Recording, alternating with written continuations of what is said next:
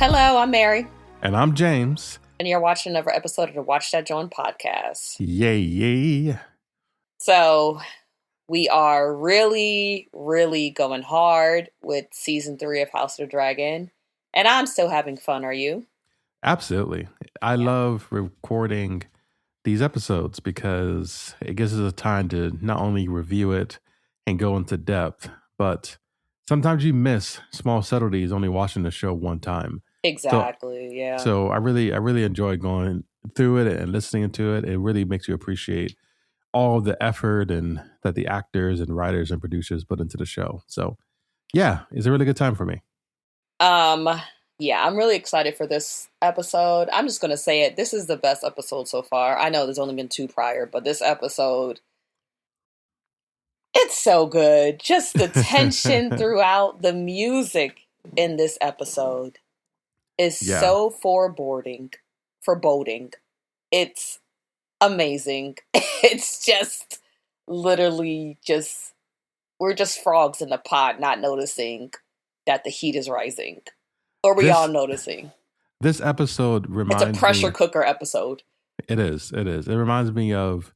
It's a quote from Hamilton, the Broadway musical, that George Washington tells Alexander that winning is easy, governing is harder. Right? Absolutely.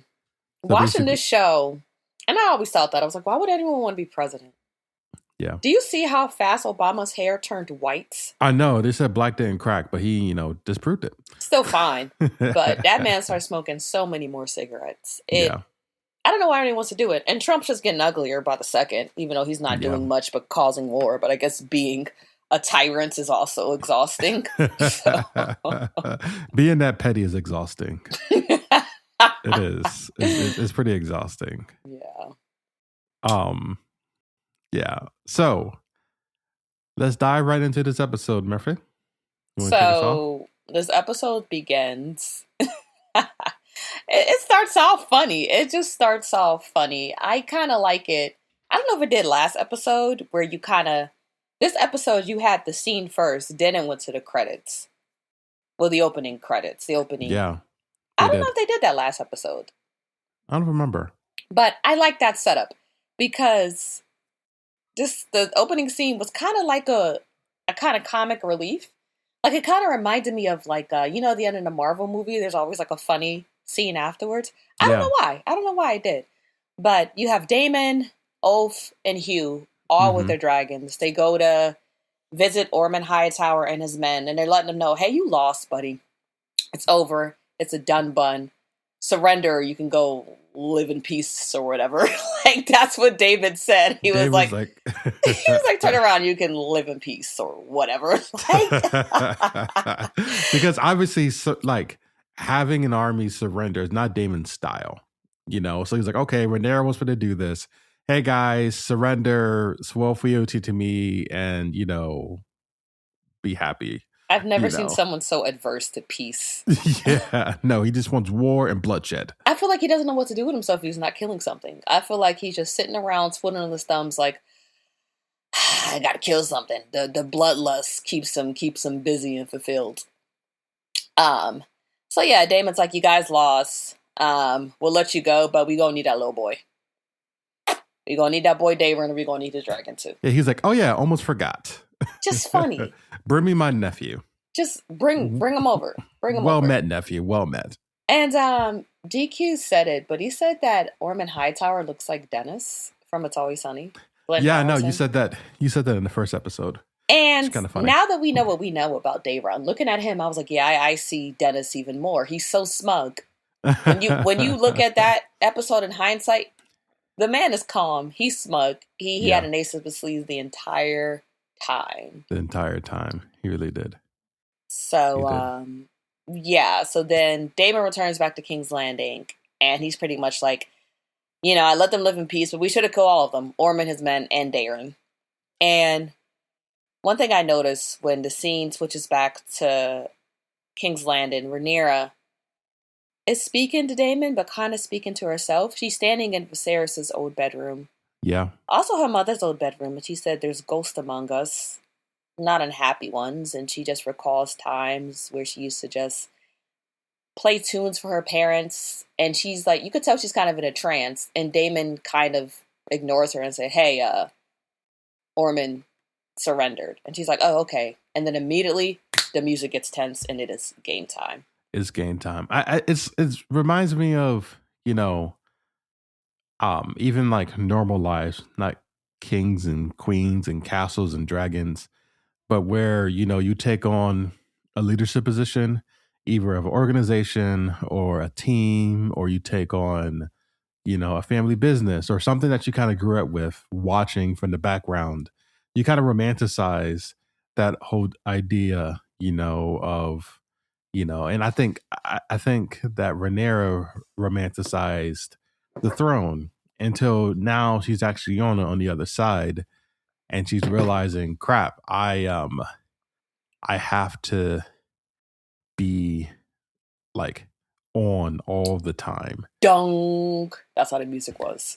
Yeah. Literally, the music literally was like a period to any important statement, to anything that made you raise an eyebrow, to any tense situation. It's like, it's kind of like the music is like, take note of this. Yeah. Remember this. Yeah. Just a pressure cooker. So yeah. So Rhaenyra is trying to plan a coronation. It's coronation day. Every princess should have a coronation day. She wants to get her hair done, her nails did, wear her little crown. And Rhaenyra sees this coronation not so much. It's not just pomp and circumstance. Exactly. She feels it's a way to legitimize her claim to the throne, because she had to go through a lot to take her birthright. Not birthright. I guess it's technically her birthright. If she was a male, it'd be her birthright. It is her birthright. It is her birthright. Viserys said so. And it's his fault because he flip-flopped, but it is his birthright. She was the heir. Yes. She was the heir. And I feel she got wise counsel from Mysaria. From Mysaria. When Mysaria was like, listen, the town folk, they ain't really ready for a party right now. You kind of starved them out during this war by blocking, with the blockade. The rich people rich people do, and hoarded all the food and resources and kept it in their towers. And your people are kind of starving. And this place is running with rats. And we have no money because Tywin Lannister decided to take all of the gold to try and negotiate for the Triarchy to come and help with this war.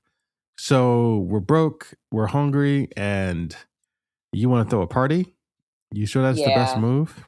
And, I understand what she said. Like, coronation, like we said, it's not just pomp and circumstance. Like, imagine we just have a president without a, what's the thing? What do we call it? Inauguration. Without an inauguration. You need an inauguration. And to be honest with you, like, I want to kind of go back in history and see if they did inauguration during the Great Depression and see, like, did these, like, kind of tone that down? Or Obama, well, I guess Obama became president during the financial crisis, right, in 2008, and he still had an inauguration, So I do think there is some... Ceremony is very important because she did say, too, she was like, Aegon rushed his coronation, but he still had one. And I feel like a lot of times people don't know what's going on without a coronation. Exactly. Like, think about Juneteenth. A lot of slaves didn't even know they were freed because it wasn't made public knowledge to everybody. So, but yeah, like you said, Mysaria was like, yeah, that's not a good idea. Like, I don't think we should do this right now. So yeah, pretty much like you said, they find out that they are broke. Master Orwell, he thinks that he overheard Tywin Lannister saying he's going to divvy up the gold and setting it out of King's Landing for safekeeping. But he's not even sure what's happened. Yeah. And what's interesting to me is that Mysaria doesn't believe him. She thinks Orwell is lying. And then she thinks Orwell is lying. She's like, you have to know more. And it's interesting because, like you said, right before Rhaenyra is about to leave her council people because she's not bringing her council from Dragonstone. She's like, screw them, they betrayed me. She's about to leave her council people, and a rat runs across her. And Orwyle, Maester Orwyle is like, oh yeah, Aemon killed all the rat catchers. And it's funny to me that Orwell said that he spotted seeing a rat when Massaria is skeptical of him, and everyone's skeptical of him. So you think it implies that he is also a rat? I think there are many people who are implicated as being rats. Like, I think if someone speaks, you see a rat, they're letting you know.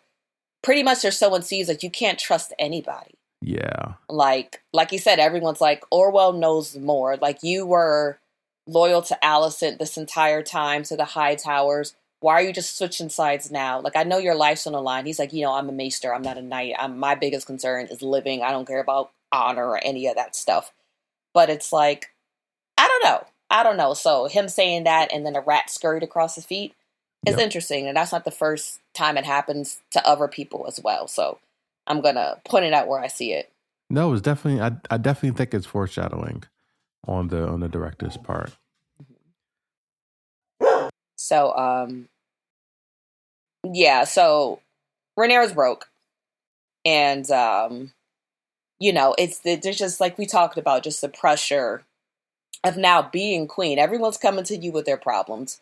Mysaria's telling Rhaenyra that, like you said, because of your blockade and the people are starving. She said that the granaries are near empty, the fields lie fallow, and the planting season is moons away. And Corlys is telling Rhaenyra, like, hey, the free men are still running around like banshees after their loss of the Gullet.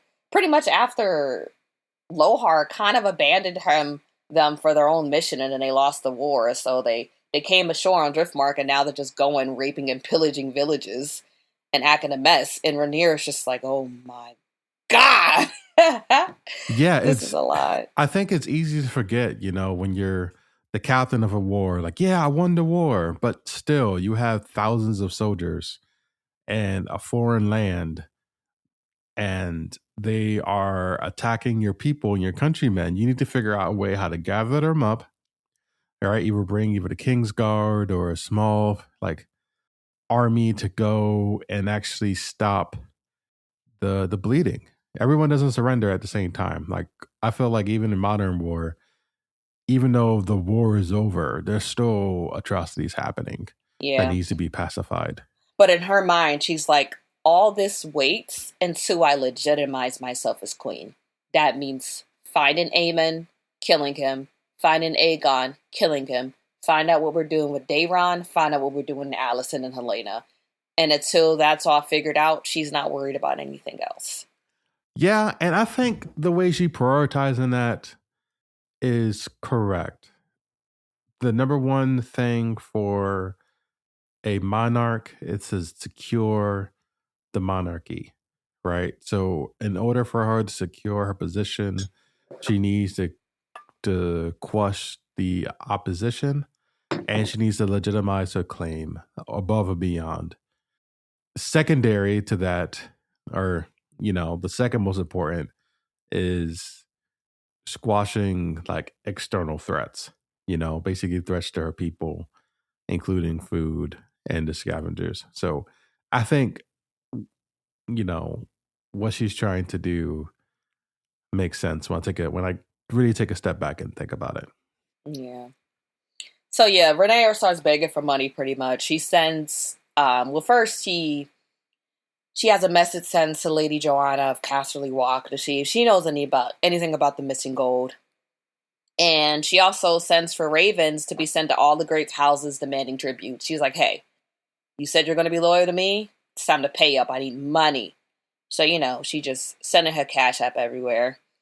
And it's called taxes, Mary. It's called taxes. yeah, that's what I thought. Yeah. But Damon learns of Sir Simon's murder, and he wants to know what Alice is, but no one ever heard of Alice. Maester Orwell was like, no one's spoke of this woman, no one knows what she is. And then Rhaenyra demands that Baela keep trying to find Sheepslitter and this rider, and also Aemon, and whoever kills Aemon gets Harrenhal. She's like, I don't need it anyway. I own all of the Riverlands. We can get So Harrenhal. Damon could have gave her Harrenhal anyway. You know?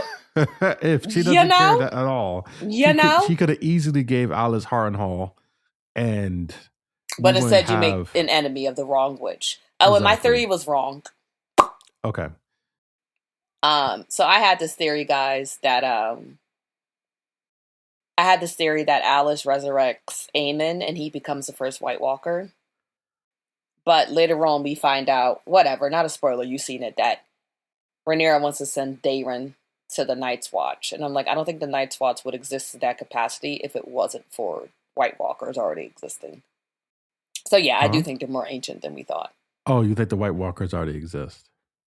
Also, yeah. I think the wall's still needed, but I don't think it'll be that serious if it wasn't for the White Walkers. I disagree, because there's also giants and there's the free folk. There's freaky stuff in those woods. But it's like, okay. You could do that with a regular army. They don't have to. No, but freaky stuff, not like giants, White Walkers. Remember them giants? And there's probably like free reigning dragons over there, or who knows what's out there. I don't think they'll literally take an oath to protect the night, because remember, even the oath about the night was about the White Walkers. Like making it about the nighttime was about the White Walkers in the darkest winter. Mm. That verbiage is White Walker related. I could be wrong, but we'll see. We'll see. So Rhaenyra is being bombarded by supplicants. And she pretty much barges into Alicent's and Helena's chamber and just asks her 1,000 questions. Where's the money? Where's Aegon? Where's Vhagar? Who rides Sheep Stealer? And Alicent is like, girl, I don't know. I don't know. Do you believe her? Yeah, we know that she doesn't know any of those things. Mm-hmm. She knows where Vhagar is at. She knows Vhagar went to Harrenhal, but he left. So she doesn't know where he fled to. She doesn't know that, Aemon got stabbed. She has no idea who has Sheep Stealer. Like, I don't know. I think she fooled us, the audience. I think she knows something.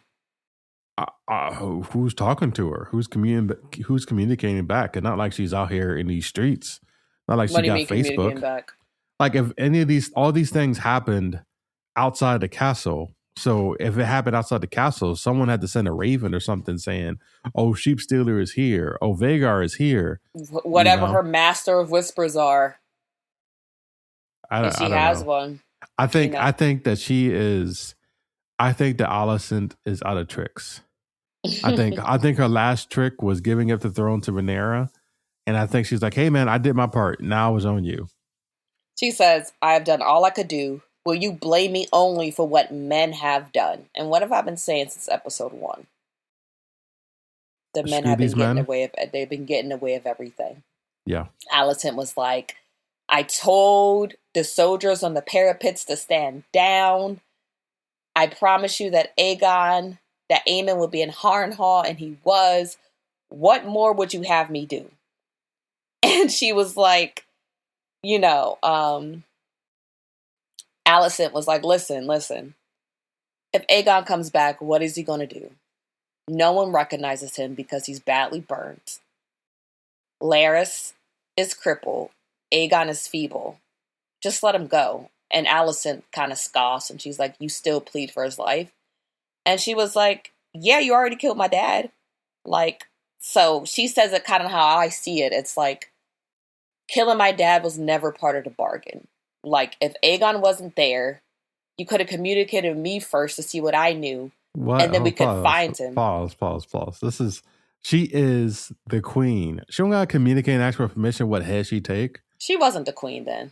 She is the queen. She wasn't the queen. Alicent's the one who helped her. Alicent is the one who helped her get to that throne. Without Alicent, she would be the queen of nothing. She'll be the queen who never was, just like her auntie. It was Alicent. So it's like, if we have this understanding, I gave you that grace. I gave you that grace to come and kill whoever you want. She set it all up. Like I said, she had the City Watch help her. She argued down Sir Frederick and her guardsmen. She tried to get out. She abandoned her whole life. She was like, I'm just going to get up out of here. She did all of that to save herself. She didn't do it out of a position of to power. Save her children, to save Helena, and she knew it was going to be bloodshed. That's what I'm saying. She knew these men are at every turn. So that's what I'm saying. It's not no like benevolent act that she just gave the throne. Rhaenyra also didn't want any bloodshed. Rhaenyra lost all her sons because of this. Well, she lost 2 of her kids because of this. Rhaenyra was sick of it too. If she wasn't, she wouldn't even made that deal with Alicent. Yeah. She's tired of it. So it's like, girl, like I gave you all this grace. As soon as something don't go according to plan, and granted, it's a big thing that doesn't go according to plan. It's like you just could have, I don't know, it seemed like an act of spite because it's like killing Otto Hightower. He was the main conspirator. Really doesn't do anything. He was locked away in prison. It wasn't like he was out here still conspirating that we know of. He was in jail. This man's been, he was in jail when Aegon was in prison. Aegon already, was it Aegon who made Cole the Hand or was it Aemon? It was Aemon. No, it was Aegon. It was Aegon. One of them. He was already disgraced. He didn't have any more power, so killing him just seemed punitive. Yeah, no, I disagree. I think that he was the main conspirator, and not anymore. She needed Larys Strong was not. I think she needed basically to take the throne. You have to shed blood. It's just how the way it is. She couldn't have took it peacefully, like and Otto Hightower could have been left out of that. Nah, I disagree. He could have been left. Wasn't nobody think about Otto. That like I said, it was a search for blood. We can't have Aegon. Well, I gotta kill something. That's kind of how it was. And so Rhaenyra tells Alicent and Helena, she was like, listen, as soon as I find Aegon and Aemon, and he's gone, I'll let you guys free. And Alicent said, so my position is such that I must hope. My position is such that I must hope for the capture and death of my son. And Rhaenyra's like, shrugs. Yep. I don't know. I don't feel bad for Alicent at all. I feel bad for Alicent completely. Alicent is playing the game just like Rhaenyra is. And it's a shame that they had to be put together because of the circumstance they're put in.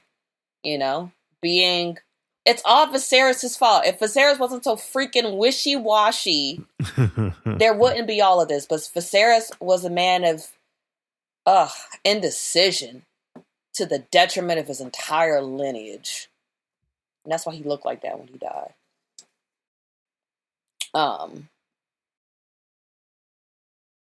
Okay, so pretty much Rhaenyra's next move is say, hey, we're going to bring my son Joffrey over here. Yep. Bring him back from the Vale. And then Rhaenyra's walking through the hallways, kind of talking with Mysaria, trying to figure out if she's going to kill Daeron. And she sees a boy walking who looks just like Jace. Donk! That's where the music went. And Rhaenyra's like, I'm going to kill this boy. Why should he live? Why should he live? So I'm like, Rhaenyra, in my mind, I'm like, Rhaenyra's definitely going to kill him. Not so much because of his threat to the throne, just because she's upset. She's like, I have lost 2 sons. Why can't Alicent? And one thing, yeah. One thing that's interesting to me about Mysaria, pretty much Mysaria is like, hey, you went to Alicent. Does she know where the money is? Rhaenyra's like, she claims not to know. Mysaria's like, do you believe her? And Rhaenyra's like, she says this to Mysaria, in a castle this big, it's hard to believe there's only one rat. Yep. And she says that to Mysaria, and I was like, that's also interesting, because you're saying there are many rats, and Damon has not trusted Mysaria. We learned this last episode. Yeah. He was pretty much like, what's your angle? And he hates it. He hates it that she's been kind of elevated. So much power. It was his side chick. She was a prostitute. She went from being a prostitute to like the Masters of Whispers. It is kind of crazy. Because she hit that. Rhaenyra, exactly. All you gotta do is to sleep with Rhaenyra and she'll give you power. That's true. You could sleep your way to the top with Rhaenyra. Yeah. But or don't sleep with her and she lets you go to Pride. Pride? Went over my head. It's her first husband joke. What? Her first husband, the the dude who faked his own death to be gay? Yes, yeah. Yeah. Oh, man, that's crazy. So I think real quick, her seeing Jace, it just when someone dies, I see them everywhere. No, but there also is a deep history of Targaryens going insane. Yeah, they kind of all did, don't they? Yeah, they all kind of go insane. And I think it's just because of generations and generations of incest just eventually just creeps into them. And them trying to hold on to the throne for like however hundreds of years they have. It drives you crazy. And it's just a little thing of Rhaenyra, like, oh, she's not 100% mentally stable. Like her losing Jace had something crack. So she meets with the High Septon. Hold on, she asked to bring Joffrey from the Vale. Isn't he in Pentos, or did he not make that ride? No, she was gonna send the girls to Pentos. She was gonna send the boy too, the young boy, right? Wasn't Joffrey like a little boy? I don't know. I thought it was she was gonna. I thought the plan was to send, not Rhaenyra. Rhaenyra. It's supposed to be Rhaenyra and Joffrey to Pentos. Rhaenyra was supposed to be like Joffrey's little chaperone to Pentos. Okay. That's why she was brought to the Vale, to look after Rhaenyra's son. And she ain't like that. Yeah, because she was sidelined. Mm-hmm. All right, continue. So Rhaenyra meets with the High Septon, and she asked him to essentially bless her coronation. And he refuses. To anoint her. And he straight refuses. And he said the Septon wants proof that Aegon is dead before moving on with Rhaenyra. And obviously Rhaenyra is lying about witnessing that Aegon is dead. She didn't say that. No, she's lying about it. She's obviously lying. She said no, she didn't say she didn't say she saw him dead. She was like, he's dead. She never said she saw him dead. I know. I'm saying she's lying about it. She's not lying. She is lying. He's not dead. She doesn't know that. She knows he's not dead because she didn't kill him. She knows that he fled. She doesn't know that. No, what we're talking about. Alicent told her to say that. Alicent said, "Hey, if you said he's dead, claim he's dead. If he comes back, say he's a fake." Oh, okay. Yeah, no, she straight up lied. She straight up lied to him.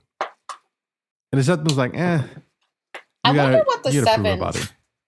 Let me Google some quick lore about the Seven, because I remember the Seven was a big deal in House of the Dragons, and just like in real life, the church has a lot of political pull.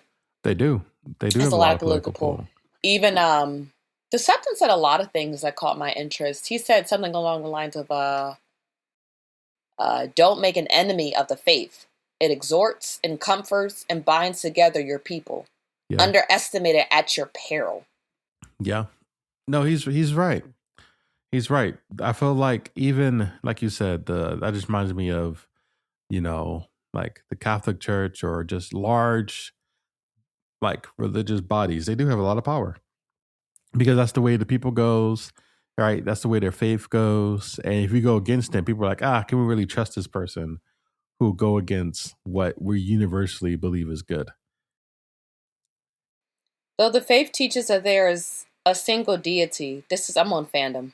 Okay. It has 7 aspects or faces. For this reason, the deity is often referred to as the 7-faced God. In practice, many devotees refer to aspects as gods, plural, though priests of the faith will attempt to stress the theological nuance to their followers that there is indeed only one God, the 7-in-1 deity.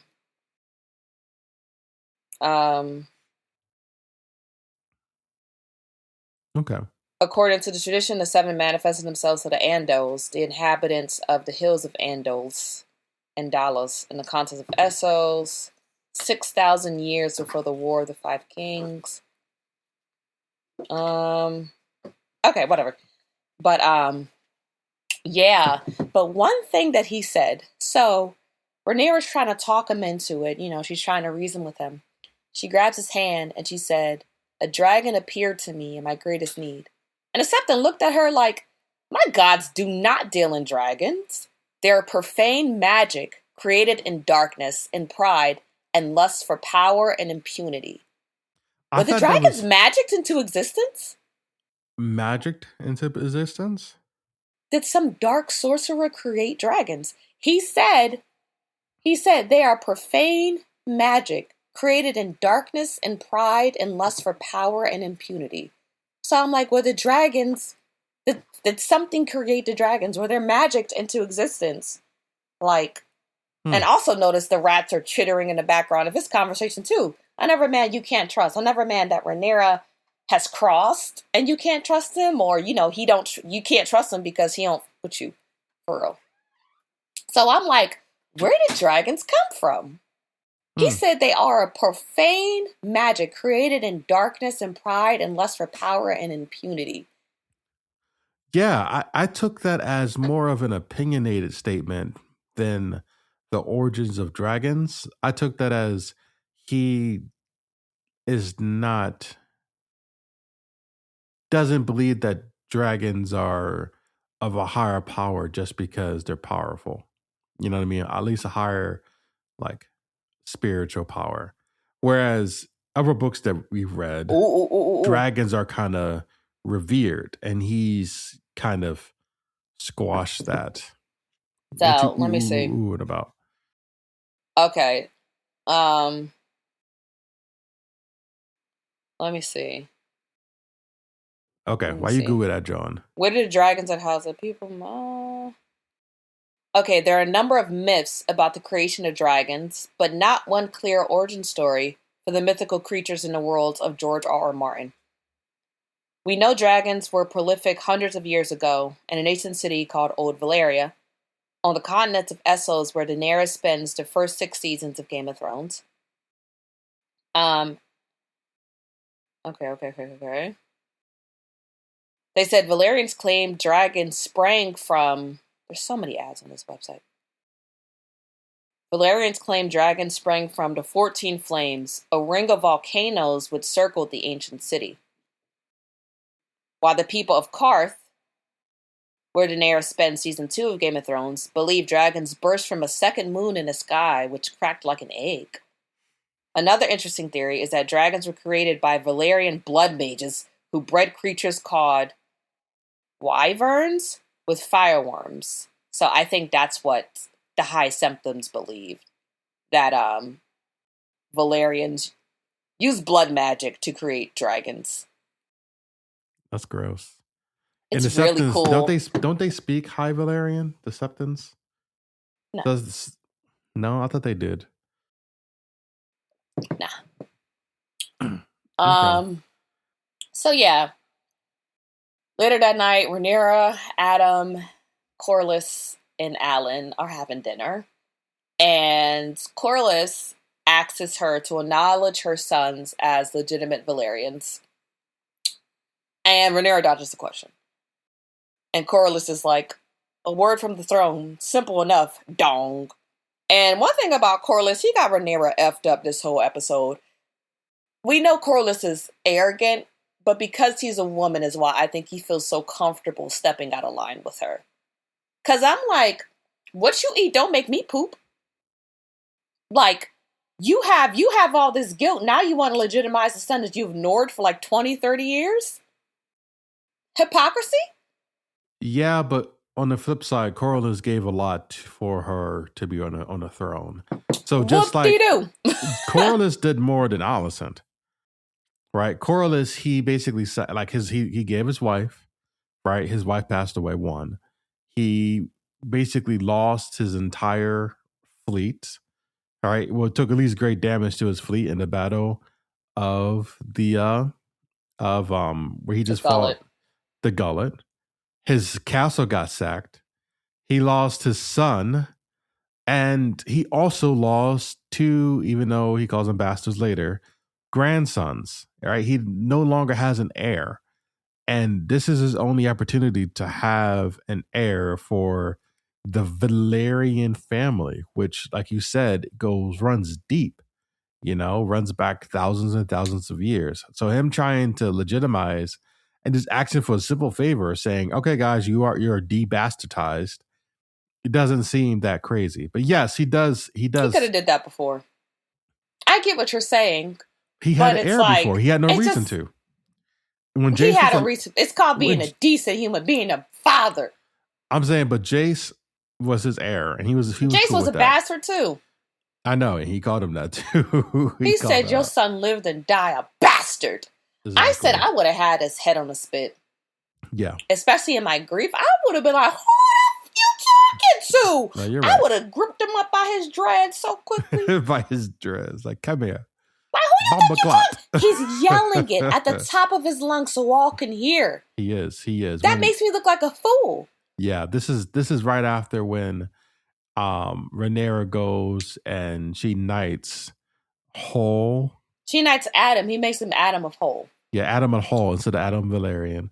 And but also she stands 10 toes down because she also didn't knight Oath as a Targaryen. Mm-hmm. She was like, "Oh, heavens no!" like I'm not like you're not becoming a Targaryen. And she asked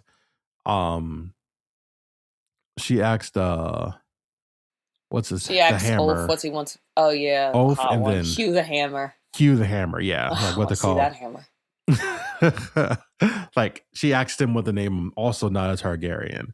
So she kind of stands on business, like, hey, if you're a bastard, you can be a bastard, except for when it applies to her sons. And I honestly think that her having an enemy of her making an enemy out of Corlys is gonna backfire. But my thing is, she doing the same thing you did. He said something crazy later on. He was like, so you may insult my house so that you may be seen as something you are not.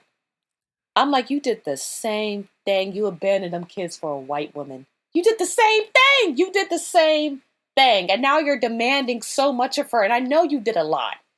But still, this is coming out of left field. Like, you did the same thing she's doing now for years. Yes, you helped a lot, but I still think, boy, you better watch your mouth. That is, not boy, I didn't mean that. But you, come on. Get out my face. Disagree. I think what he was asking for was reasonable. It's not reasonable. And I think for all the she's reasons. Racist because she would have did it if he was white. She absolutely, because she didn't do it. Like you said, he didn't do it with Oath. She didn't do it. I know. But yeah. So, and even Jace was tripping when she found all those bastards to be dragon riders, and it's like, boy, did you forget who you is? Yeah, Jace is in denial. Jace is dead. But yeah, so unable to sleep in her parents' bed, she climbs into Damon's bed at night, and it would be sweet if that wasn't her uncle. But she, once again, you just see her staring at her parents' bed, and she just can't sleep in it. So the next day, what do you think about? So the next day, she listens to petitions. Yeah. What were you gonna ask me? No, I was gonna jump over to the banquet. Oh, well, I want to hear. There's a lot of good petitions. Like, for one, there's like a couple who deals with like wool, and she's saying, because of the blockade and the shortage, we don't have a lot of sheep to get wool from. The sheep we do have, all these dragons are stealing them, and she's like, because Rhaenyra's like, well, why don't you just like, get the wool before the dragons come and take them? And she was like, yeah, we could do that. But her husband was like, well, what about food? Like, we eat these sheep. We need meat. And then Rhaenyra said something so embarrassing. And she kind of whispered her. She was like, there's no, like, game around. It was like, no, there's no game to be found elsewhere. And she was like, why not you hunt in the Kingswood? And everyone was like, oh, the Kingswood. Because, Kingswood is hallowed ground. And she was like, not the stags or deer, just the rabbits. And it just, that kind of also had people look at her like, oh, brother, this guy sucks, because it's like, you're all out of options. And the Kingswood is literally just like a private grounds for the royals to go and do their hunts every once in a while. So they probably don't want the common folk hunting in there because they'll just call it animals. I think it's sacred too. I may be thinking about the Godswood, but I think there is something sacred about it too. I could be wrong, but it's just like, just everyone just kind of had secondhand embarrassment. Like, man, you are green behind the ears. But then the whore steps forward. I forget her name. And she's like, hey, your blockade really let us SOL. You sounded so country. Your blockade really got us out here starving. And then the few provisions that we had, the wealthy came and hoarded them in their storehouses. And you should do something about it. And oh boy, golly, does she. I think the dinner gala, whatever you want to call it, banquet. Gala. That the banquet that she hosts and invites all the royal family and serves them rats was one of the There's always something atrocious happening at dinners. And I knew it too. I saw when he sat down, I looked at Ali, I'm like, she's about to serve her rats. Mm-hmm. It's going to be rats. It's going to be rats. And I thought that was so hard. It's like you are taking literally food out of starving families' What I say, mouths. sometimes you just got to let your titties swing around, and that's what she did. Right? To self-preserve your already rich and fat house. How dare you do that? You know? And eat the rich. Divide the wealth. Exactly. And the way she did that, to me, that was the most, I was been questioning her leadership and her like ability to rule. But that was like, yeah, that was good. But Ray do you think it was a good idea to make an enemy of the wealthy? Because Damon pointed out, he was like, it was a gesture, but it's not a permanent fix. Well, when she got basically they returned to food and she was able to give it out to the civilians. And yes, it's only going to last a few weeks. They're there for the fishes and the loaves. Yes, I don't know if that really builds, in Damon's mind, the loyalty that is a good exchange for the hatred of the wealthy. Well, Damon prioritizes, yeah, the wealthy's opinion over the poor's opinion. And Rhaenyra never has. Not opinions. I'm just saying, when it comes to her needing help, yeah, can she really? In Mysteria, she's always saying, "Hey, do not underestimate the power of the city folk." Yeah, and she helped her a lot last season. I forget what she did, but she really got the city folk to ride for her, and Rhaenyra for, because people in the Red Keep and in their castles and towers, they have such insular thinking. They don't think about the people they're actually ruling, because they see themselves as other, as above. But it's like, hold on, wait, if I'm trying to rule these people, why not see what the people want? Exactly. Democracy wasn't a thing back then. Well, it was democracy, but like democracy in the way that we know it wasn't the same back then. So taking the people into account didn't occur to them. Yeah. But even how the way the wealthy spoke about the people, there's this one man at the dinner and he was like, oh, the poor people are like rats. They're many like rats, and they will fight and thieve for crumbs. And Rhaenyra's like, wouldn't you if you were starving? And he's like, no. And she was like, oh, well, you have such restraint. You will lay genteel in your grave. Pretty much saying like, oh, you're so restrained. You're going to die if you didn't do it. You're going to die, and at least you'll die all hoity-toity, you know what I mean, and uppity in your grave, because that's what it takes to survive. He did. You're saying that the poor people will fight and scratch like rats, but he took all the food and did. He hoarded it. Exactly. So, yeah. So you think it is worth it? Because Damon, he was a little iffy about it. He was impressed. He was like, I like that. I like you being kind of, I like you really taking charge. But he was like, it's just a gesture, And Rhaenyra's like, these are minor noblemen. It's fine. But, and that one dude, Sir Torrin Manderly, creeped me out. He's smiling. And Rhaenyra's pretty much, you smiling at. And he says something, and he was like, pretty much don't remember it was your blockade that caused us to starve in the first place. Yeah. And she was like, yeah, I remember. So that's another man, that you gotta look out for. But I'm just saying it because it may come up. But before that, Hugh went to Rhaenyra and pretty much said, hey, you promised me I could bring my wife to King's Landing. I looked for her and she left. Because remember, his family was starving. His daughter was very sick. And they didn't have the money to treat her. They were doing bad. They was down bad. So the last he heard, his wife went to go live with her brother or something. And he's like pretty much, he wants to find her. And Rhaenyra's like, give me some time. You can go get your wife. I'll set you up with a beautiful house in Visenya. I don't know where that is. I'm guessing it's in King's Landing. So, you know, she's putting that aside too. She pretty much say, listen, dude, I can't tell heads or tails.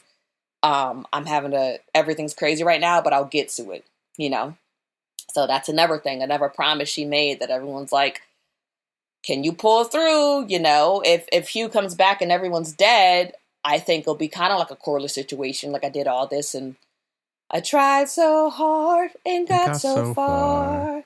In the end, it doesn't even matter. You know, so doing and everything. But yeah.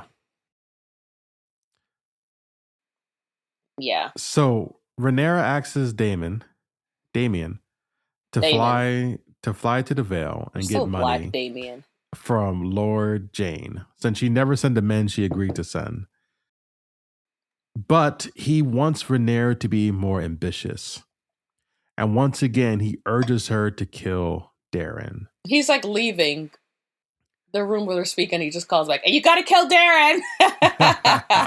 But what he tells her is like, you are worried about money. We have 6 dragons. What he said, Aegon the Conqueror had 3. We can go and conquer the world. Go over to Essos, make everything make 15 kingdoms if we wanted to.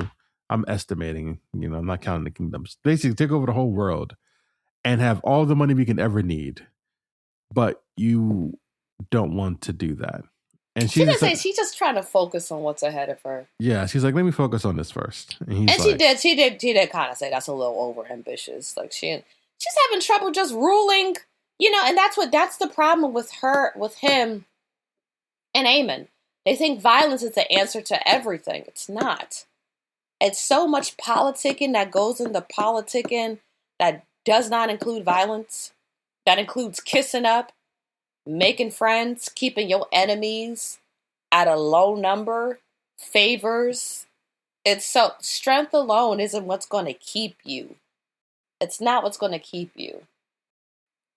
But he's thinking, oh, we have all these dragons. We could just rule with an iron fist. If your people hate you, they going to get you up out of there. Yeah, I don't know. When he said that, I got excited. I'm like, whoa. Because you're a man. I'm like, whoa, that sounds like a good idea. Let's go. It's a terrible idea, especially since she can't even secure her footing here. And my thing is, she only got son. She can only send like 3 dragons. Hey man, go conquer. And these niggas ain't afraid of dragons. They literally just killed Cyrax. Not Vermax. They killed Vermax. Who else did they kill? Well, Sunfire got killed by another Vhagar. Dragon. And that was just because dragons? Yeah, because he was fighting bolts. I mean, you just have 3 dragons fly up to Dorne or whatever and just and the Dorners know how to fight very well. Yeah. They're very sexy, fighty people. They are. You know?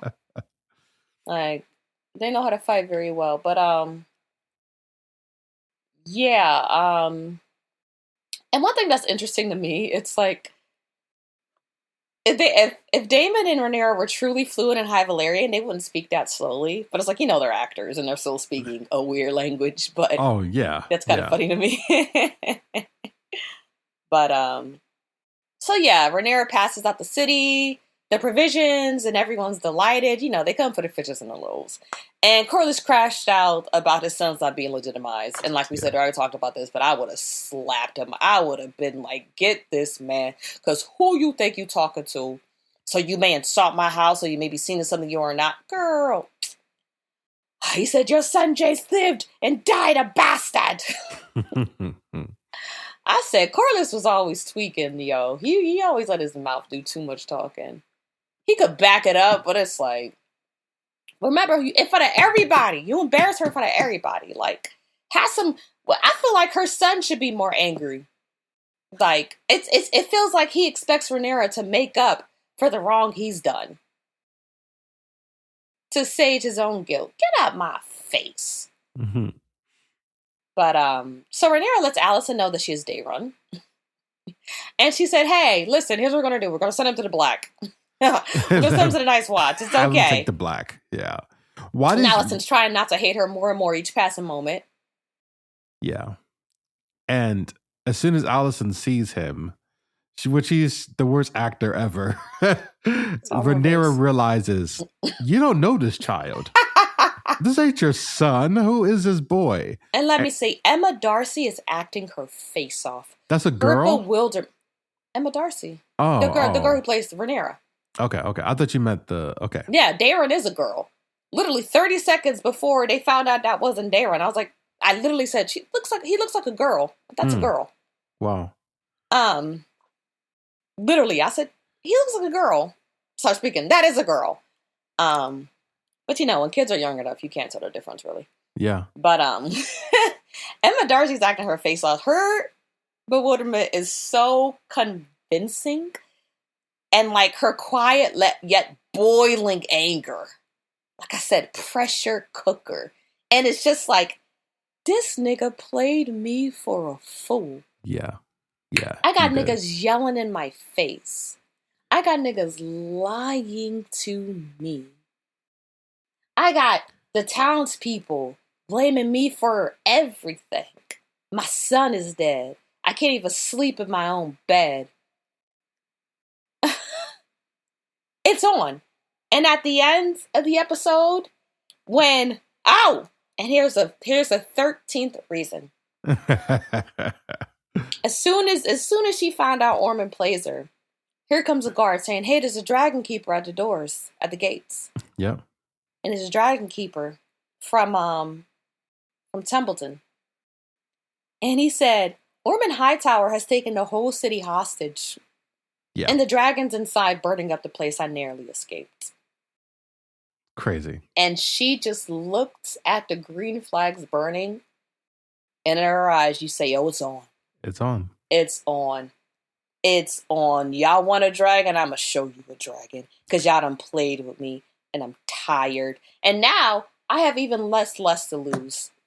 Two out of my 3 children is dead. Yeah. She has to go get coronated before she goes on this murder path. So Daron is her brother? Yeah, it's her half-brother. That's her half-brother. That's Viserys' youngest. Yep, his youngest son. And he has made a very, very, very bold move as being the last stronghold against the queen with 6 dragons. Right, just pissed her off.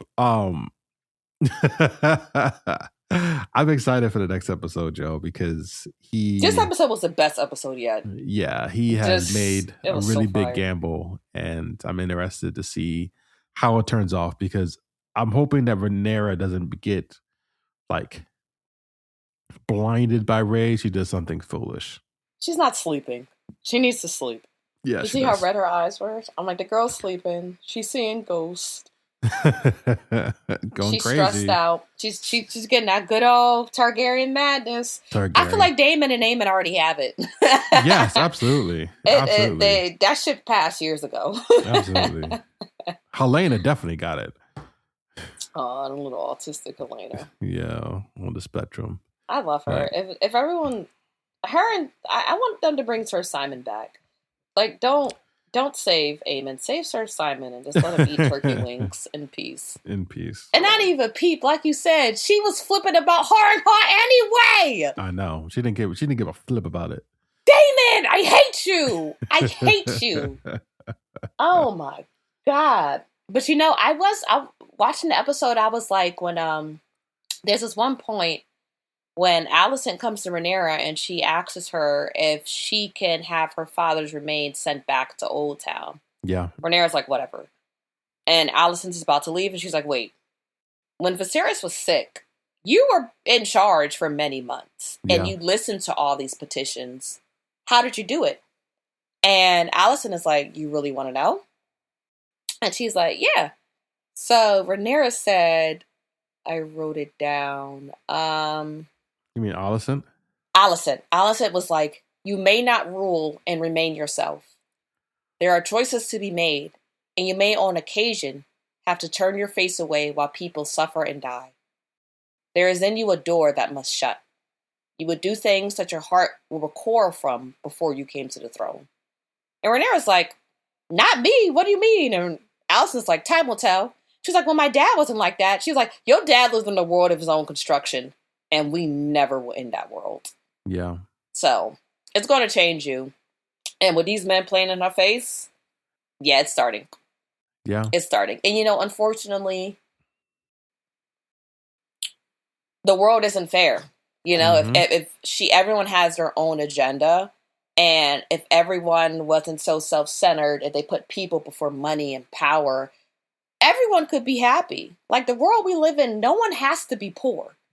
No one has to be poor. But it's not the world we live in. So people are going to suffer, and you kind of have to pick and choose your battles. Yeah. Yeah. No, for people to have much, there has to be people to have little. Just the way, like you said, the world works. And the perfect example is that with them rich people hoarding everything up in the storehouses. Exactly. And I think the burden of leadership is understanding that you can't save everybody too. You can't help everybody, So she is going to learn, and it is going to change and test her beyond anything else, including this war has tested her. And also she has to make sure that she's like can do this for decades to come if she wants to rule and be known. She needs to get a proper counsel for one thing, because no man runs a show. You know what I mean? What's it saying? No one man plays a symphony. If you can give Rhaenyra, if you can walk into the show and give her the character advice about what's coming up next, what would you tell her? The biggest thing she should know, that I know that she doesn't. Just advice. Stop listening to these men. Trust your instincts. You know what to do. Hold on to Alicent. Rhaenyra the Sovereign should be her name. Do whatever you want to do. You could change the whole game. You keep trying to operate under a system that excluded you. Bastards can't have anything. Women shouldn't be listened to. Rhaenyra the Sovereign, do what you want. You have the power to change the rules to fit to how the way you want to rule. Who gonna stop me? Who gonna check me, boo? Sheree, Real Housewives. Yeah, Rhaenyra the Sovereign. I'll just tell her that and let her figure it out, because I like being mysterious. Rhaenyra the Sovereign. I like there you that. Go. Yeah. I like that. And with that, guys, thanks for listening to another episode of the Watch That John podcast. If you like our conversation, you can follow us on social media. We're on Instagram and TikTok. TikTok. Yeah. You cannot get this right. I can't. I just said that because Mary's breath stank. Okay. Because I'm in the same room. My breath is just permeating. I can smell it. That's your upper lip you smelling. You can find us at the Watch That John podcast on Instagram and TikTok. TikToks. And we are recording these episodes weekly. So thanks for listening and watching. Bye.